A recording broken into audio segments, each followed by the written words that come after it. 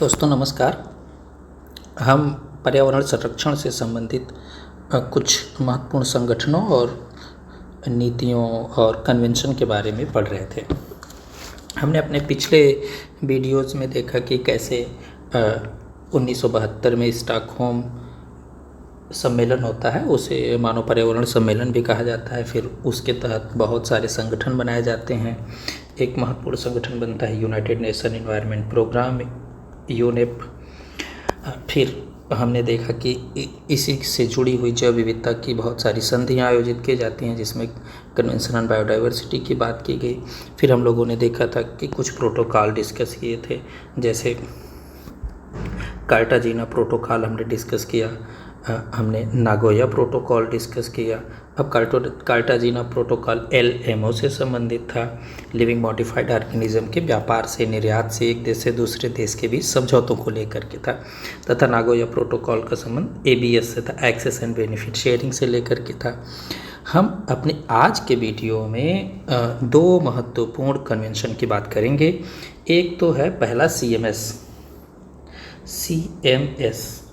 इसका पूरा नाम है, फुल फॉर्म है कन्वेंशन ऑन माइग्रेटरी स्पीसीज। हम सब जानते हैं कि प्रकृति को राजनीतिक सीमाओं में नहीं बांधा जा सकता है। जैसे पक्षी हैं, वो एक देश से दूसरे देश में जाते हैं। अब समुद्र में रहने वाले जीव हैं, तो किसी एक क्षेत्र के समुद्र से दूसरे देश के समुद्री सीमा तक जाते हैं, तो इन्हें बांधा नहीं जा सकता। इसी तरह से स्थल के भी जीव एक जगह से दूसरी जगह प्रवास करते हैं।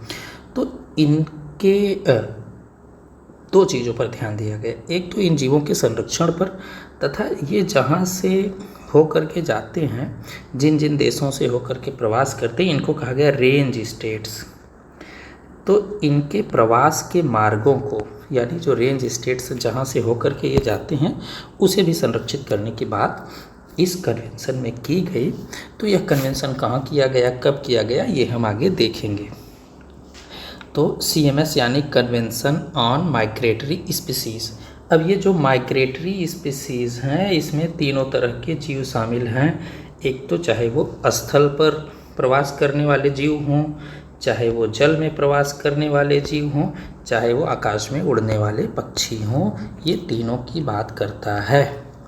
अगला हम देखते हैं कि ये कहाँ पर शुरुआत हुई, कैसे क्या हुआ। तो बॉन कन्वेंशन, यानी बॉन एक शहर है जर्मनी में, वहाँ पर यह कन्वेंशन आयोजित किया गया।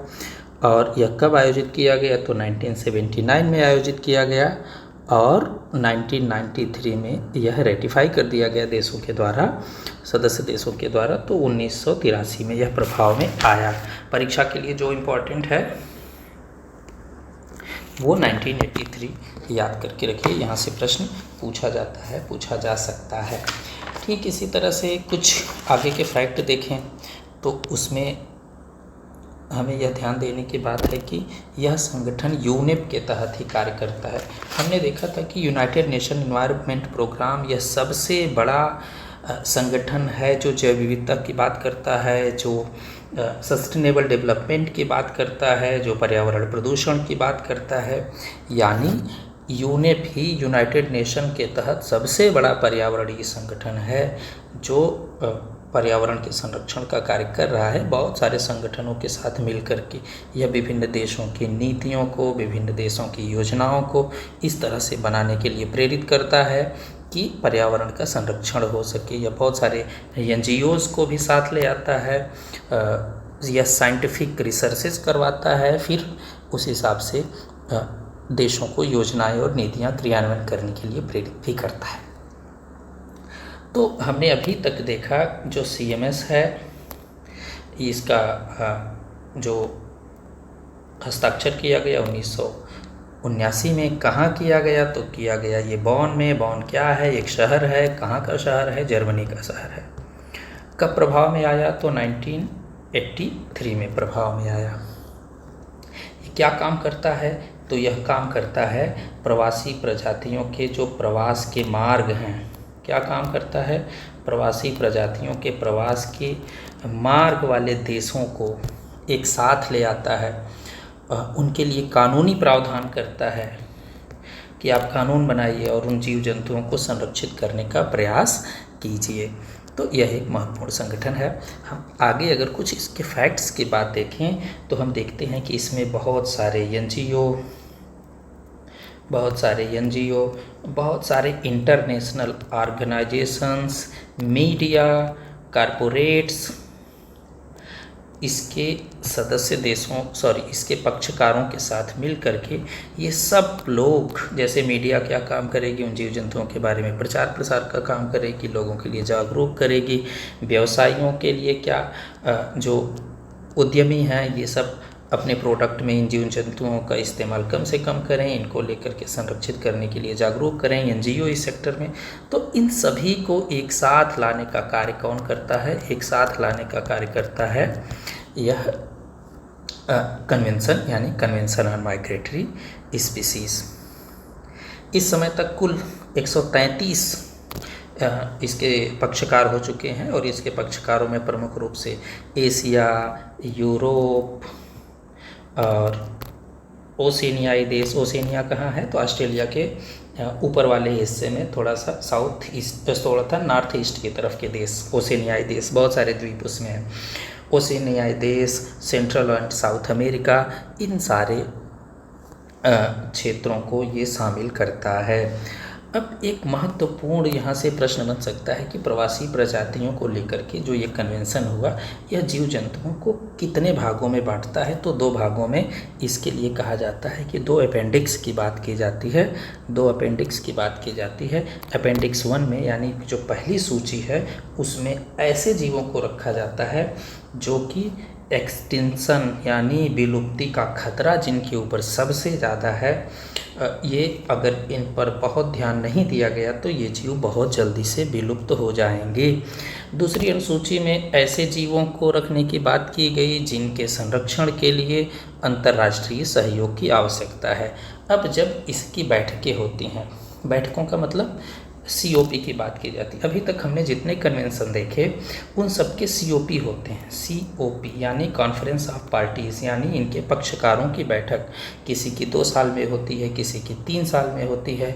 तो अब जैसे एक हमने एग्जांपल लिया UNFCCC, United nation framework convention on climate change, यानी जलवायु परिवर्तन। इसकी COP प्रतिवर्ष होती है। ऐसे ही CBD की 2 साल में होती है। ठीक इसी तरह से जब हम इसके कन्वेंशन इसके COP की बात करते हैं तो इसका COP सबसे निर्णय लेने वाला सबसे बड़ी बॉडी है। तो जब इसके COP की बैठक होती है तो इसमें सदस्य देशों यानी पक्षकारों के द्वारा अनुसूची 1 में शामिल करने के लिए, अनुसूची 2 में शामिल करने के लिए, जीव जंतुओं को शामिल करने के लिए क्या किया जाता है? प्रयास किया जाता है। और जो जीव इसमें शामिल हो जाते हैं फिर उन्हें इसी के हिसाब से संरक्षण प्रदान किया जाता है। इसका जो फ्रेमवर्क बनाया गया, फ्रेमवर्क मतलब कि संरक्षण का जो ढांचा बनाया गया कि काम कैसे करेगा, इसमें कहा गया कि यह कानूनी रूप से पूर्णतः बाध्य नहीं होगा। इसकी रेंज है। एक तो कुछ ऐसी संधियां होंगी जो कानूनी रूप से बाध्य होंगी, कुछ ऐसी भी संधियां होंगी जो मेमोरेंडा ऑफ अंडरस्टैंडिंग यानी समझौता ज्ञापन, जैसे 2 देशों के बीच हो सकता है, 3 देशों के बीच हो सकता है, पूरे जितने रेंज स्टेट में आएंगे देश उनके बीच हो सकता है। तो कुल मिलाकर हम कहें तो इसमें कानूनी प्रावधानों से लेकर के समझौता ज्ञापनों तक के प्रयास किए गए हैं। जिनका संबंध सारे देशों से होगा वहाँ पर लीगली बाइंडिंग प्रावधान किया जाएगा, जिनका कुछ रेंज स्टेट्स से होगा तो वहाँ पर समझौता ज्ञापन कुछ देशों के बीच किया जाएगा। तो यह उसी के हिसाब से, जिस हिसाब से संरक्षण की ज़रूरत है उस हिसाब से संधियों को लागू करने की बात करता है। भारत की बात करें तो भारत CMS का 1983 से पक्षकार है। यहाँ पर यह प्रश्न पूछा जा सकता है कि क्या जब से CMS प्रभाव में आया तब से इसका पक्षकार है? हाँ, CMS 1983 से ही प्रभाव में आया और भारत तब से ही इसका पक्षकार है। और भारत ने अनेक नॉन लीगली बाइंडिंग, जो कानूनी रूप से बाध्य नहीं है, ऐसे MOU साइन किया है। किसके साथ? CMS के तहत अनेक देशों के साथ। अब इसमें कौन कौन से MOU हैं, जैसे भारत ने 1998 में साइबेरियन क्रेन को लेकर के, अब साइबेरियन क्रेन कितना बड़ा प्रवास मार्ग बनाता है कि ये साइबेरिया से चल कर के भारत होते हुए और आगे तक जाता है। 2000 में समुद्री कछुए को लेकर के भारत ने समझौता ज्ञापन किया। ड्यूगोंग जिसे समुद्री गाय कहा जाता है, इसको लेकर के रैप्टर्स यानी शिकारी पक्षियों के लेकर के कि जो शिकारी पक्षी हैं उनको लेकर के 2016 में भारत ने MOU साइन किया CMS के तहत। अब चित्र में देखें तो ये साइबेरियन क्रेन है, ये साइबेरियन क्रेन है जो भारत में बहुतायत से मौसम के अनुरूप प्रवास करता है साइबेरिया से चल कर के भारत तक। ये देखें तो ये सी टर्टल है, समुद्री कछुआ है, और इसकी कई प्रजातियां हैं, लगभग 7 प्रजातियों की बात की जाती है। भारत ने इसको लेकर के भी CMS के तहत किया। इसकी अनेक प्रजातियां हैं, जैसे flat back turtle, green hawksbill, leather back, long headed, Kemp's Ridley और ऑलिव रिडले। ये समुद्री कछुओं की 7 प्रजातियां हैं। इनसे काफ़ी प्रश्न बनते हैं, तो इसलिए आप सब इसका नाम अवश्य याद रख लें। आगे हम देखें तो ये है हमारे शिकारी पक्षियों का और उल्लुओं का एक समूह, उनकी प्रजातियों का एक समूह। अब इसमें हम एक चीज़ अगर ध्यान दें तो भारत में 46, पूरी दुनिया में, पूरे विश्व में शिकारी पक्षियों की लगभग 76 प्रजातियां पाई जाती हैं, और उनमें से 46 प्रजातियां अकेले भारत में पाई जाती हैं। इसलिए रैप्टर्स को लेकर के, इनको इंग्लिश में रैप्टर्स कहा जाता है, इसलिए रैप्टर्स को लेकर के भारत CMS में एक पक्षकार है। एक बहुत ही महत्वपूर्ण पक्ष, ये देखिए ड्यूगोंग समुद्री गाय। एक महत्वपूर्ण प्रश्न बनता है यहाँ से कि CMS का COP 13 कहाँ पर हुआ था। तो ये भारत से संबंधित है, इसलिए महत्वपूर्ण है कि कॉन्फ्रेंस ऑफ पार्टीज़ 13वें नंबर की जो है वो 2020 में 2020 में गुजरात के गांधीनगर में आयोजित की गई थी। ये बहुत ही महत्वपूर्ण है, क्योंकि 2020 में इसका संबंध भारत से है। आगे हम देखें तो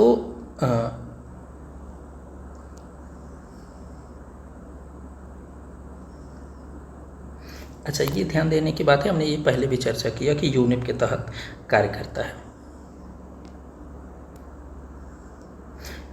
हमने पहले ही ये सब डिस्कस कर लिया है कि ये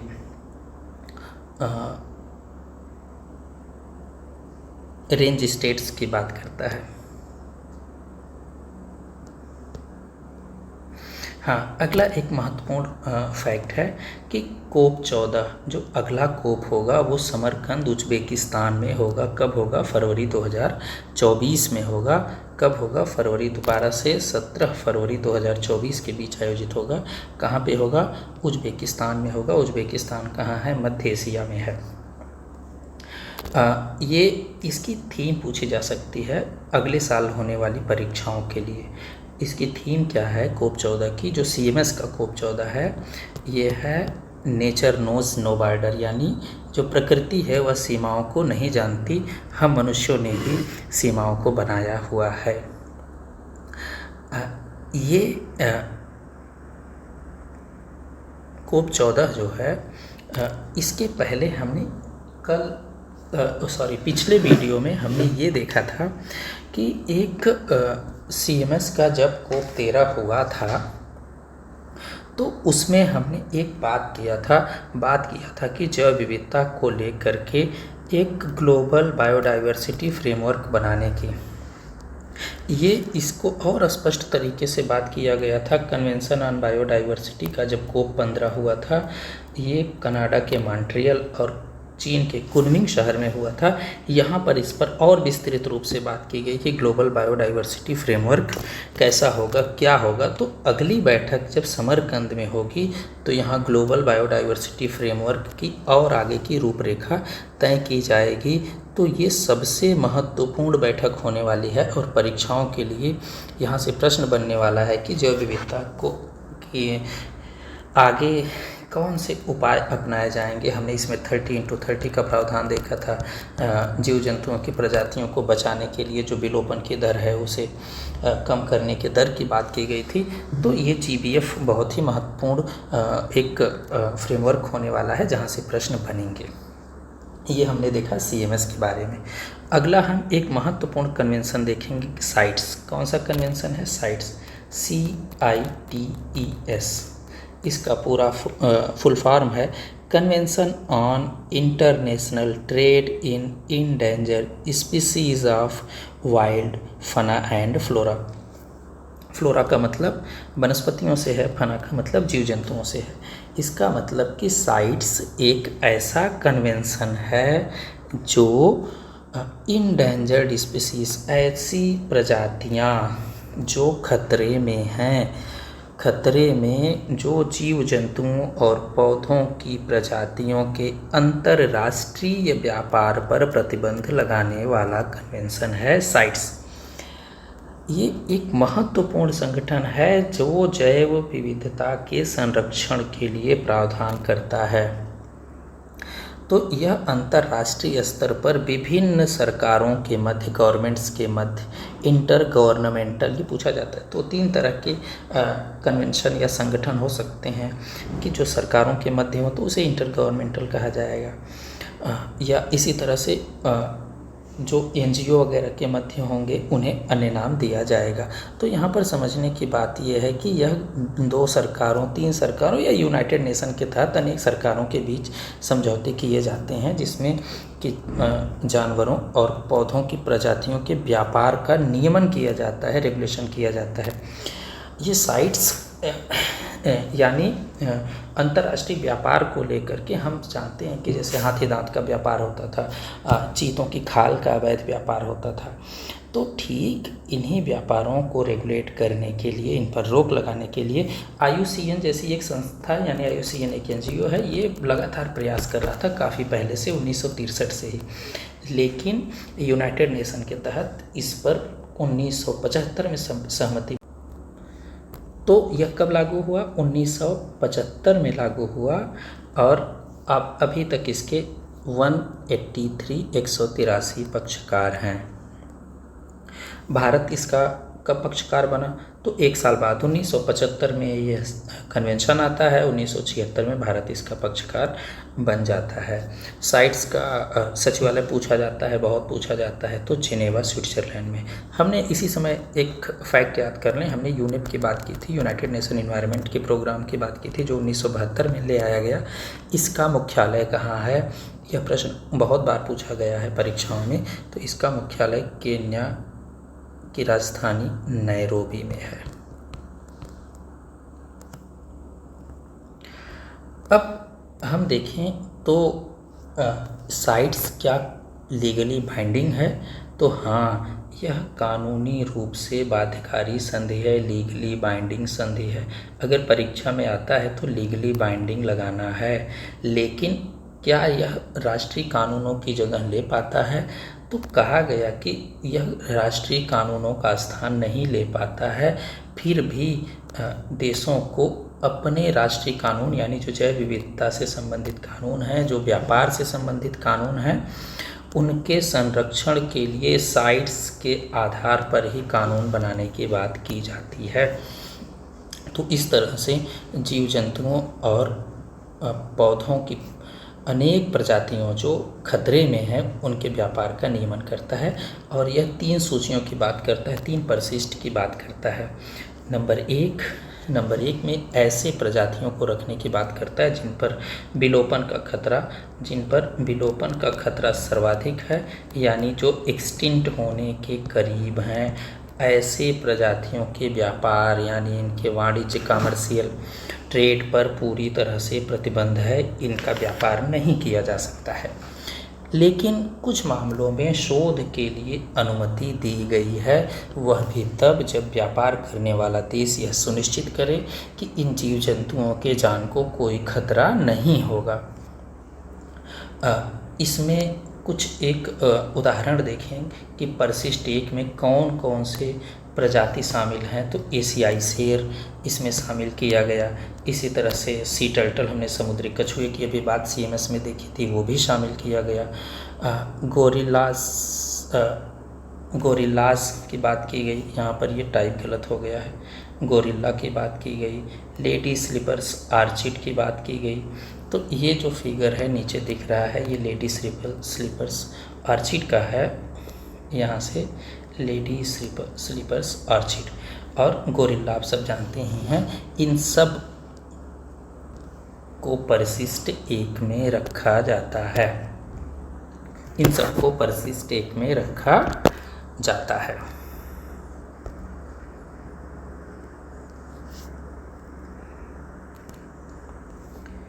परिशिष्ट 2 यानी जो दूसरी सूची है उसमें ऐसी प्रजातियों को रखा जाता है जिस पर मॉनिटरिंग की ज़रूरत है, देखभाल की ज़रूरत है, लेकिन यह जिस देश में यह प्रजाति पाई जाती है वहाँ की सरकार अगर यह सुनिश्चित कर दे कि इनके व्यापार से इनको कोई खतरा नहीं है, तब इनका व्यापार संभव है। यानी परिशिष्ट 2 में शामिल साइट्स के परिशिष्ट 2 में शामिल जीवों के व्यापार पर रोक नहीं होगी, बशर्ते कि जिस देश में पाए जाते हैं वो सरकार यह कह दे कि इनके व्यापार से इनके अस्तित्व को कोई खतरा नहीं होगा। अब जैसे देखिए इसमें क्या क्या आते हैं, अमेरिकन एलिगेटर्स आता है, पैडल फिश आती है, महोगनी आती है, कोरल्स आते हैं। ये सब परिशिष्ट 2 में रखे गए हैं, अपेंडिक्स 2 में रखे गए हैं। परिशिष्ट 3 में ऐसी प्रजातियां हैं जो कम से कम एक देश में जिनका संरक्षण है। इन प्रजातियों को लेकर के अलग अलग देशों में अलग अलग नियम हो सकते हैं। अब इन प्रजातियों को लेकर के कोई देश यह अनुरोध कर सकता है कि आप इन्हें परिशिष्ट 1 में शामिल कर दीजिए, परिशिष्ट 2 में शामिल कर दीजिए। तो परिशिष्ट 3 में ऐसी प्रजातियों को रखा गया कि जो कम से कम एक देश में संरक्षित हैं। अगर किसी देश ने कहा कि इनकी निर्यात को रेगुलेट करने की ज़रूरत है, इनको परमिशन लेने की ज़रूरत है, तो इनके लिए परमिट भी लागू किया जा सकता है। अब जैसे देखिए इसमें कौन कौन सी प्रजातियां हैं। तो हनी बैजर एक इनके मेडिसिनल यूज के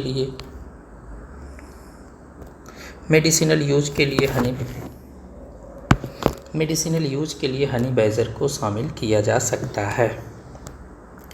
परिशिष्ट 3 में शामिल किया गया, ये फिगर हनी बैजर का है। आगे हम देखें तो ये है वालरसेस का फिगर है, इसे भी शामिल किया गया इसमें। तीसरा हम देखें मैप टर्टल की बात की जाती है, ये मैप टर्टल का फिगर है।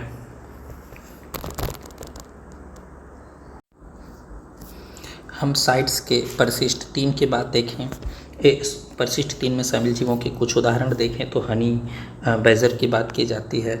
इसके मेडिसिनल यूज को अनुमति दी गई है कि इसके लिए व्यापार हो सकता है। ये है हनी बैजर का फिगर। इसमें एक जीव वालरसेस नाम से शामिल है जो आर्कटिक क्षेत्र में पाया जाने वाला स्तनपायी है, इसे वालरसेस कहते हैं। अगला जो है मैप टर्टल की बात की जाती है, ये मैप टर्टल है, ये भी परिशिष्ट 3 में शामिल है। हम आगे बढ़ें तो साइट्स के कोप 19 की बात देखते हैं। कोप 19 इसलिए महत्वपूर्ण है कि सबसे लास्ट में यही आयोजित किया गया। तो कोप 19 2022 में पनामा में आयोजित किया गया। पनामा कहाँ पर है? पनामा ये सेंट्रल अमेरिका में आता है, जहाँ पर पनामा नहर भी बनाई गई है जो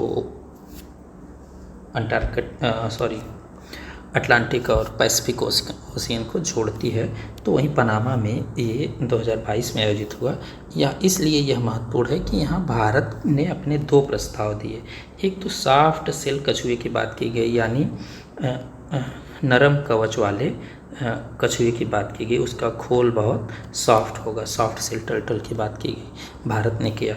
और दूसरी एक बात भारत ने किया, red crowned turtle. Red crowned turtle का मतलब कि इसका ऊपर का हिस्सा थोड़ा सा लाल होगा। तो ये पहले परिशिष्ट 2 में शामिल था। अभी हमने पहले देखा था कि कोई भी जीव इनके परिशिष्ट को बदलवा सकता है, कोई भी देश अगर इन पर खतरे ज़्यादा बढ़ रहे हों। तो यहाँ पर भारत ने प्रस्ताव दिया, भारत के प्रस्ताव को अपनाया भी गया, स्वीकार कर लिया गया। अब इनको परिशिष्ट 2 से 1 में शामिल कर दिया गया, यानी अब इनके व्यापार को इनका वाणिज्यिक रूप से दोहन करने के लिए व्यापार नहीं किया जा सकता है। ये क्रिटिकली एंडेंजर्ड हैं, गंभीर रूप से लुप्तप्राय हैं। इनका पहले अवैध व्यापार लगातार होता रहा है, कुछ लोग खाने के लिए, कुछ लोग ट्रेडिशनल मेडिसिन्स के रूप में, कुछ लोग पालतू बना करके इनका व्यापार करते रहे हैं। IUCN के द्वारा भी इन्हें क्रिटिकली इंडेंजर्ड शामिल किया गया है। तो ये बहुत ही महत्वपूर्ण है। ये उदाहरण दे करके पूछ सकता है कि ये दोनों कछुए किस गंभीरता के संकट से प्रभावित हैं। तो दोनों क्रिटिकली इंडेंजर्ड, और भारत सरकार ने जो वन्यजीव अधिनियम 1972 में बनाया, वाइल्ड लाइफ प्रोटेक्शन एक्ट, उसमें भी इनको सबसे ज़्यादा संरक्षण दिया गया है। तो यहाँ से भी प्रश्न बन सकता है। परिशिष्ट 2 में एक भारत ने जयपोरिन्स गेको एक है, उसको भी जोड़ने का प्रस्ताव दिया है। वो परिशिष्ट 2 में शामिल हो गया है। ये इस पर भी संकट है। ये पूर्वी घाट के आसपास भारत में पाई जाती है, एक तरह की सरीसृप की प्रजाति है। तो इसे शामिल कर लिया गया है। अभी हम इनका फिगर देख लेंगे तो हमें याद हो जाएगा। इसके तहत पेंगोलिन को शामिल किया गया, समुद्री खीरे की बात की गई, हाथी दांत के व्यापार को लेकर के भी यहाँ पर मुद्दा जाम्बिया, जिम्बाब्वे, इन देशों ने उठाया था। इसको अनुमति तो नहीं दी गई है। बाकी समुद्री खीरे और पेंगोलिन को शामिल किया गया संरक्षण देने की बात। अब देखिए, ये जो फिगर है ये सॉफ्ट सेल टर्टल का है, जिसकी बात भारत ने 2 कछुओं की बात की थी परिशिष्ट 2 से 1 में। ये सॉफ्ट सेल टर्टल का फिगर है, और ये रेड क्राउंड टर्टल है। ये रेड क्राउंड रूफ टर्टल है। अगला हम देखें तो ये है जेपोर्स इंडियन ग्रेको। ये भी इंडेंजर्ड स्पीसीज है। कुछ समय तक तो ये एक्सटिंक्ट यानी विलुप्त मानी जाती रही, लेकिन बाद में फिर से देखी गई तो पता चला कि नहीं, अभी पूरी तरह से समाप्त नहीं हुई है। तो ये भी बड़ा महत्वपूर्ण है। 2010 में इसे रीडिस्कवर्ड किया गया। ये पूछा जा सकता है कि भारत में कहाँ पाया जाता है, तो पूर्वी घाट में पाया जाता है, और उड़ीसा से लेकर के आंध्र प्रदेश के आसपास तक कई क्षेत्रों में ये विस्तृत है।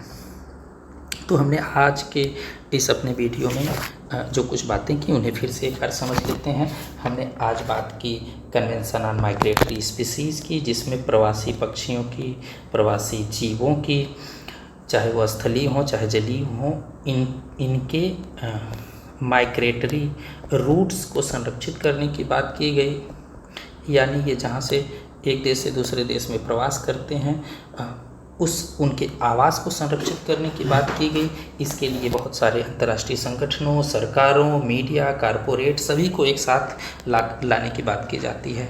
इसको लेकर के 2 अपेंडिक्स की बात की गई कि 2 सूचियों, इसमें 2 तरह की सूचियाँ शामिल हैं, परिशिष्ट 1 और परिशिष्ट 2, जिसमें कि परिशिष्ट 1 में जो जीव शामिल होंगे वो विलुप्त के खतरे सबसे ज़्यादा उनके ऊपर हैं, तो इनको सर्वाधिक संरक्षण की ज़रूरत है। अपेंडिक्स 2 में जो जीव शामिल हैं उन पर भी अंतर्राष्ट्रीय सहयोग की बहुत ज़्यादा ज़रूरत है। CMS जो है 1983 में प्रभाव में आया। हालांकि सिग्नेचर सारे देशों के द्वारा 1979 में ही हो गया था, लेकिन प्रभाव में आया 1983 में, यानी रेटिफाई किया गया 1983 में वहाँ विभिन्न देशों की संसद के द्वारा। जब कोई अंतर्राष्ट्रीय संधि उन देशों की संसद से पास कर दी जाती है तो कहा गया कि अब ये रेटिफाई हो गई है, अब ये प्रभाव में आ जाएगी।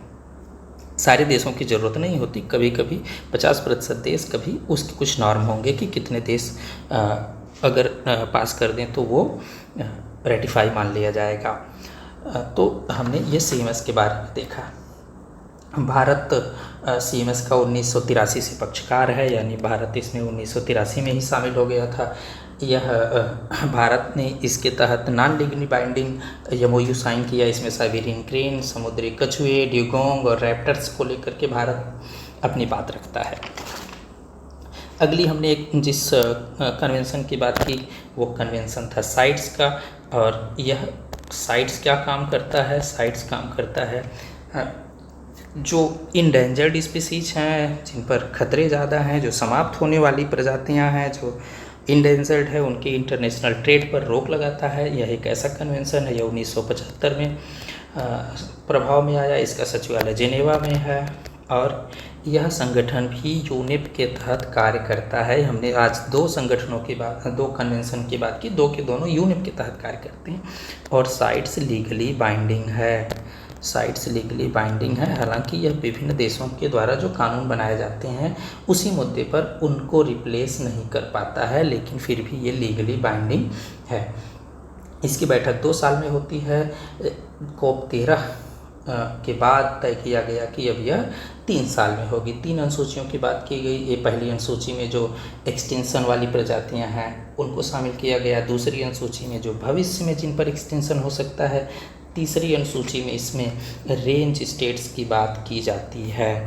तो साइट्स के तहत कितनी अनुसूचियों की बात की जाती है? साइट्स के तहत 3 अनुसूचियों की बात की जाती है। पहली अनुसूची में ऐसे जीवों को रखा जाता है कि जो एक्सटेंशन है, जिसमें हमने भी उदाहरण देखा था, एक्सटेंशन के खतरे सबसे ज़्यादा हैं। उदाहरण देखा गोरिल्ला का, उदाहरण देखा सी लेवल टर्टल का, तीसरा देखा जायंट पांडा का। इसमें एक और भी जायंट पांडा भी याद करते हैं। ये सब साइट्स की परसिस्टेक में शामिल हैं। दूसरी में जिन पर भविष्य में एक्सटिंक्ट होने के खतरे शामिल हो सकते हैं, ऐसी प्रजातियों को रखा जा सकता है। तीसरे में हम रेंज कंट्रीज़ की बात करते हैं, जिसमें टर्टल है, वालरसेस है, ऐसे जीवों को रखा गया है। तो आज के लिए इतना ही। अगले अपने वीडियो में हम कुछ अन्य महत्वपूर्ण संगठन जैसे IUCN हो गया या इसको लेकर के रामसर कन्वेंशन हो गया, यानी जैव विविधता से संबंधित जो महत्वपूर्ण संगठन हैं उन पर चर्चा करेंगे। आज के लिए इतना ही।